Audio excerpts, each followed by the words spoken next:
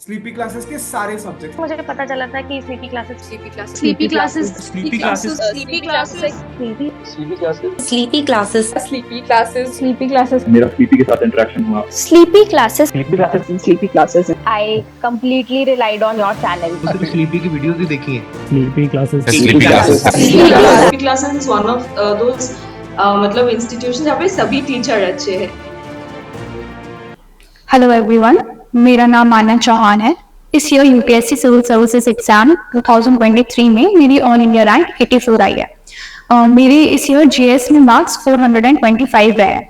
And इस video में मैं आपके साथ अपनी जीएस आंसर राइटिंग की स्ट्रैटेजी, मेरी क्या अप्रोच रहती थी, वो शेयर करूंगी। मैंने जीएस के लिए कोई भी टेस्ट सीरीज नहीं ज्वाइन की थी, तो मैं कैसे आंसर राइटिंग की प्रैक्टिस करती थी वो भी मैं आपके साथ शेयर करूंगी। अब स्टार्ट करते हुए हम सबसे पहले देखते हैं कि जो भी सबसे बड़ा चैलेंज है आंसर राइटिंग में, वो है सिलेबस को ब्रेक डाउन करना या सिलेबस को लिमिट करना। तो the first thing is content limitation. इसके लिए आप सबसे पहले जो भी लास्ट 10 इयर्स के मेंस के पीवाईक्यू हैं उनको अच्छे से एनालाइज करें। आप जो भी टॉपिक शुरू करने जा रहे हैं, सबसे पहले उनके लास्ट 10 इयर्स के मेंस के पीवाईक्यू चेक करिए। उससे आपको ये समझ में आएगा कि वो पर्टिकुलर टॉपिक किन किन डायमेंशंस में पूछा गया है और कितनी डायरेक्शन में पूछा गया है।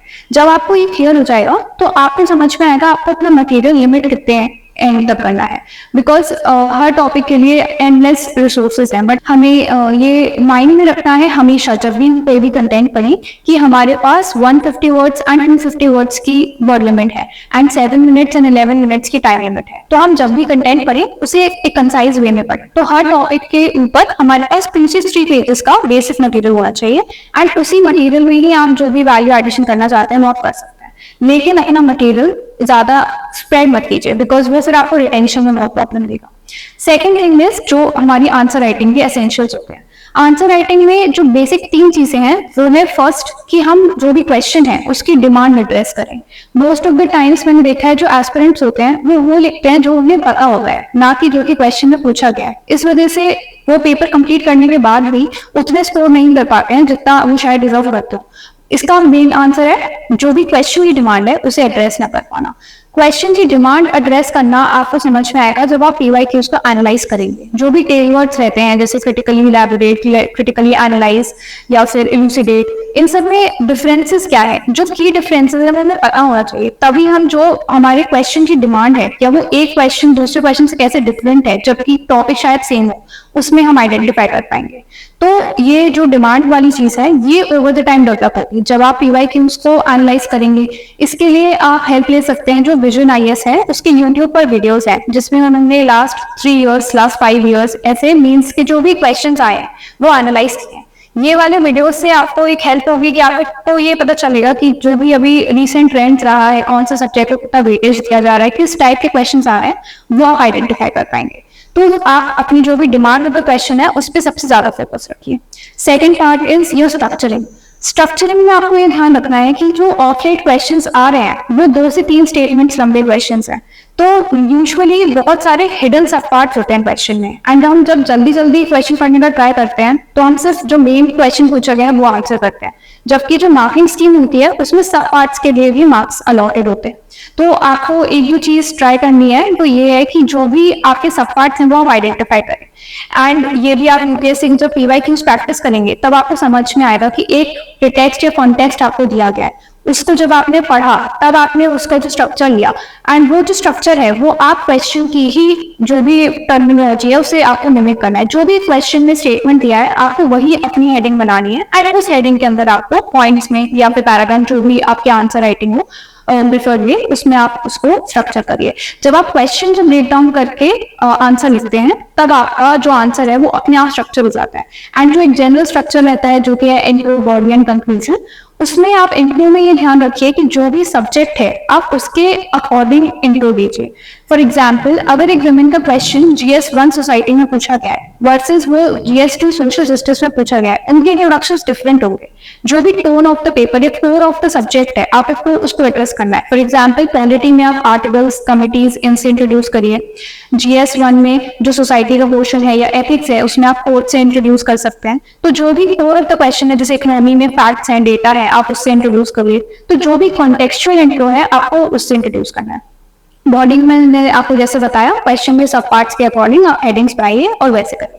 कंक्लूजन के लिए हम रेडीमेड कंक्लूजन कुछ टॉपिक्स जो कि रिपीट होते हैं उनके लिए पहले से प्रिपेयर करके रखिए, जिसमें आप वेरी फॉरवर्ड लुकिंग कंक्लूजन या फिर कोई कमेटी की रिकमेंडेशन हो उसके थ्रू आप उसको कंक्लूड करिए, तो इससे आपका जो राइटिंग टाइम है वो रिड्यूस हो जाएगा। एंड जो लास्ट चीज है वो है प्रेजेंटेशन में हमें ये ध्यान रखना है कि हैंड राइटिंग उतना इंपॉर्टेंट नहीं है जितना आपकी लेजिबिलिटी है। अगर आपकी हैंड राइटिंग लेजिबल है, नीट है, क्लीन, उसमें स्पेसेस है, तो आपको मोर और लेस प्रेजेंटेशन में ज्यादा इशू नहीं आएगा। एंड उसके अलावा जो वैल्यू एडिशन की चीजें हैं लाइक फ्लो चार्ट्स, डायग्राम्स, इसके लिए आप जो भी टॉपर कॉपीज हैं उन्हें रेफर कर सकते हैं। बहुत सारे टॉपर्स हैं जिनके टेलीग्राम चैनल्स हैं। For example Mahak Jain ma'am है, उनका एक टेलीग्राम चैनल है, उस पर उन्होंने काफी कुछ वैल्यू एडिशन के मटेरियल डाले हैं, तो आप वो रेफर कर सकते हैं। बट उसमें आप अपनी ओरिजिनलिटी लीजिए। आप वो मैम के जो भी वैल्यू एडेड नोट्स है उनमें आप टेम्पलेट्स ले सकते हैं, लेकिन उसमें जो मटेरियल है वो आप अपना खुद का यूज करिए। And the last thing is कि आप एक्चुअल आंसर राइटिंग कैसे करें। मैंने टेस्ट सीरीज नहीं ज्वाइन करी थी बिकॉज आई थॉट कि अगर मैं यूपीएससी के लेवल के पीवाईक्यूज ही सॉल्व करती हूँ तो मेरा एक better standard of answer writing develop होगा। तो मैं और मेरे साथ एक और फ्रेंड थे जिनका भी अटेम्प्ट था, तो हम लोग अप्रोक्सीमेटली रोज 5 बजे के आसपास एक दूसरे को ऑल्टरनेट डेज पे क्वेश्चन भेजते थे, 5 to 6 question of mains every day. And हम टाइमर सेट करके वो आंसर्स लिखते थे 5:30 या 5:45 तक।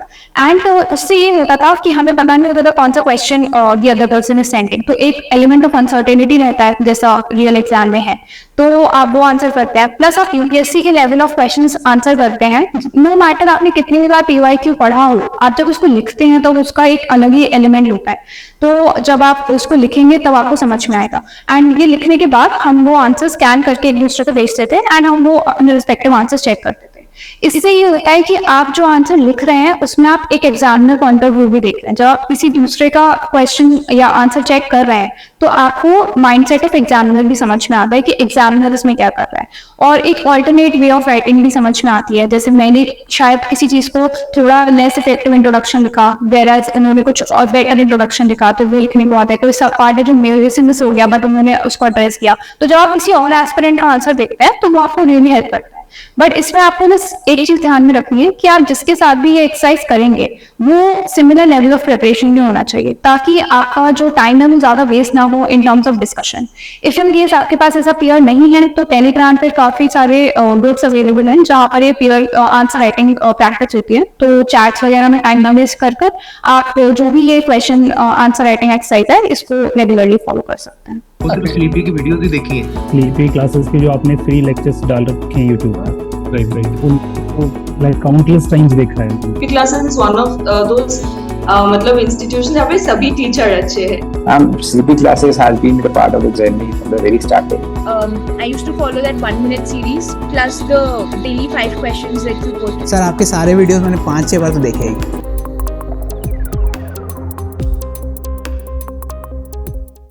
अदर देन दिस जो भी टेस्ट सीरीज मार्केट में अवेलेबल हैं उनके जो पीडीएफ है वो काफी सारी वेबसाइट्स पे कुछ टाइम लाग के बाद जैसे 15-20 डेज के बाद अपलोड हो जाते हैं। तो जो भी करंट रिलेटेड न्यू क्वेश्चंस हैं अगर उनको आपको चेक करना है तो उनके जो भी मॉडल आंसर्स हैं वो आप एज रेफरेंस यूज कर सकते हैं। तो इसके थ्रू जो भी आपकी आंसर राइटिंग के एसेंशियल्स हैं वो सॉल्व हो जाएंगे। एंड मेरा सजेशन यही रहेगा कि जब भी आप कोई एक बेंचमार्क लेके चलें तो हमेशा याद रखें कि यूपीएससी का सिलेबस और यूपीएससी के पीवाईक्यूज आपका सबसे बेस्ट सोर्स है to prepare for this exam. Because आप ये जान पाएंगे कि यूपीएससी के जो भी एक्सपेक्टेड लाइन ऑफ क्वेश्चंस है वो क्या है, और जो भी सिमिलर लाइन ऑफ क्वेश्चंस है उस पर जो भी आपके पास ऑलरेडी प्रैक्टिस आंसर्स है वो मॉडल ऑफ फ्रेमवर्क के रूप में यूज हो सकता है।